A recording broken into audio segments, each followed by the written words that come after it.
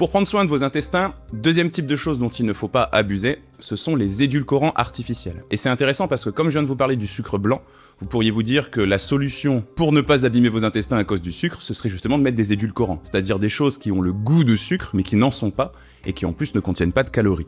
Vous connaissez peut-être l'aspartame par exemple. Alors ici, ce qu'il faut avoir en tête, c'est que certains de ces édulcorants artificiels ne sont pas vraiment digérés.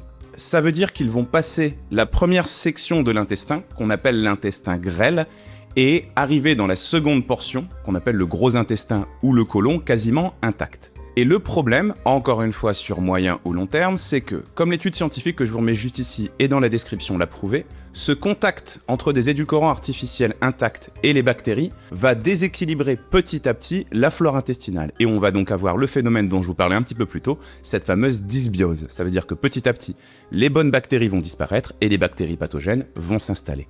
Petit à petit, jour après jour. Et en fait, concrètement, ce qui va se passer, c'est pas vraiment qu'il va y avoir une augmentation des mauvaises bactéries, mais c'est que les bonnes bactéries vont pas se plaire. L'environnement va être modifié dans vos intestins.